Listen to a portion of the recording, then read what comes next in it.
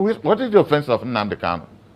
I asked. Nobody has been able to tell me. People are also exploiting the fact that Nnamdi Kanu is detained. And they push it under that is what they are fighting for. If I'm in charge of a state, I bet you cannot enter my state and just do anything you like. You can't.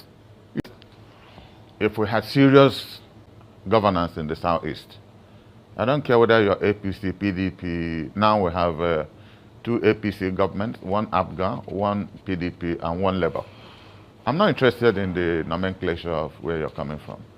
I'm interested in seeing the 5 governors we have sit down and know that the protection of our people lies squarely on their hands.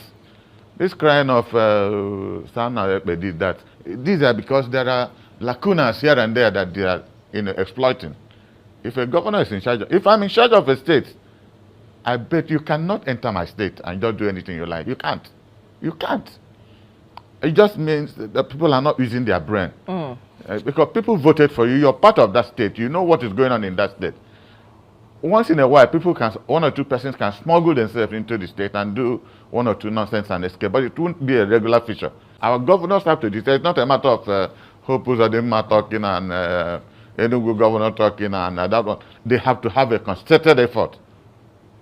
Come to the federal government, because the whole problem, people are also exploiting the fact that Nnamdi Kanu is detained. And they push it under that is what they are fighting for. Which is unfortunate. Because if our 5 governors and 15 senators and our members of the federal house have effectively pushed this government, and by this government I mean from Buhari's government, what is the offense of Nnamdi Kanu? I asked. Nobody has been able to tell me. When some Igbo leaders met Buhari, he said that the judicial process has to take its course. The judicial process took its course, and the Court of Appeal of all courts discharged him of all the charges against him.